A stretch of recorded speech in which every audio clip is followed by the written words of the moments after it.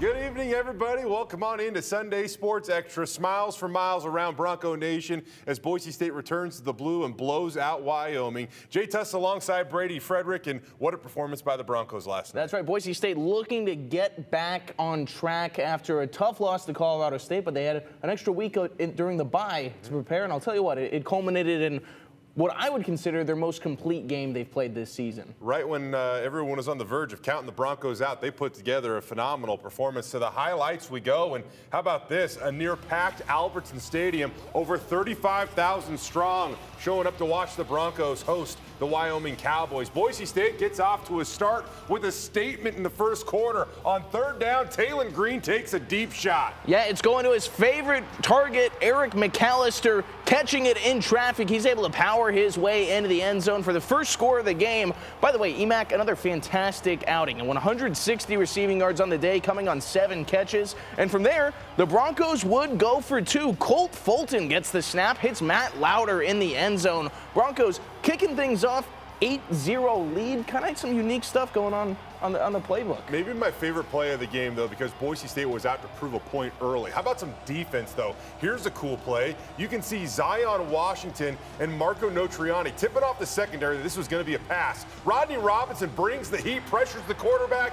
And that's Ty Benefield, the true freshman, coming down with his first career interception. Then he is swarmed by his teammates in a celebration. Yeah, so from there, Boise State is going to continue to drive down the field. Things were looking good. Talon Green takes off, takes it up the middle, but the great run is cut short by a fumble inside the red zone. Wyoming's Kellen Taylor is going to take this one all the way back to Boise State territory. A little bit later on, the defense would stand. They would force a punt, but then Steph Cobbs muffs the punt, so with so many chances, eventually Wyoming would capitalize. Peasley takes a deep shot, finds his tight end, John Michael Gillenberg, making the catch in the end zone. Wyoming would take the PAT, so Boise State would still hold on to an 8-7 lead. So to the second quarter we go. Andy Avalos continuing to dial it up. The Broncos would get in the field goal range, but a bad snap here results in a blocked kick.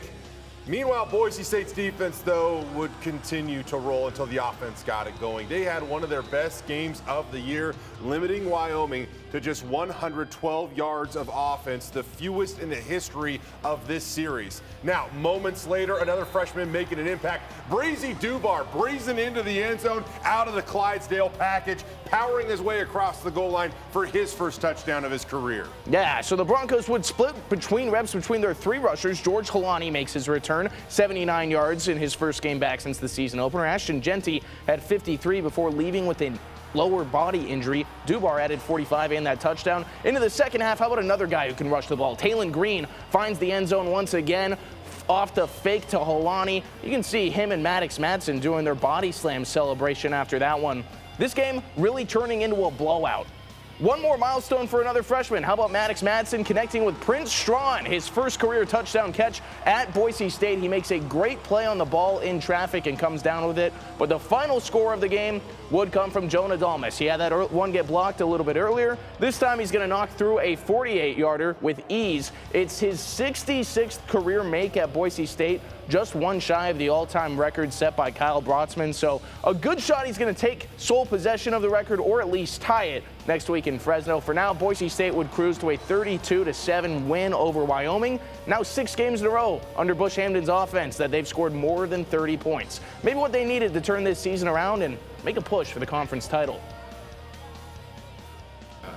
Yeah, I'm proud of how our vets stepped up, how all of us just understood that we've been in a position like this before, up on a team, and we let them fight back, so we weren't letting that happen today. We just kept the pedal on, and we, even if the offense did a good play, next defensive possession, we were making sure everybody knew that it was that play that was most important, and everybody kind of rallying together knowing this game is not over. Even with 2 minutes left, we're still like, this game's not over. We got to keep playing hard and play to the end so it doesn't happen like it did last week. A full 4 quarters in a single game for the first time maybe this season. Let's show you how big of a difference Boise State played on defense. The numbers on the left of this screen, their national ranks where they entered this game, and then on the right you have how they fared against the Wyoming Cowboys. They were giving up almost 30 points a game, only allowed 7. They were 127th in the country out of 133 teams in passing yards allowed. Yeah, Wyoming only passed for 85. When it comes to rushing yards, they were giving up a $124. They allowed just 27. Third down defense, Boise State 86th in the country going in. Wyoming just 1 of 11 against that Bronco defense. And then this is the big one, the big plays we've been talking about all season long. Boise State has allowed 42 plays of 20 or more yards this season. They allowed 0 against the Cowboys afterwards. Andy Avalos on what made the difference. There's been a lot of really hard conversations about what this needs to look like and what we need to do, and the players did it. And you know, it's been through the bye week. It was this week of practice. We asked them to do things differently. We asked them to increase their attention to detail in certain areas, and there's nothing more rewarding than to be able to go out there and play the way the defense did tonight after what they've done in the last couple weeks.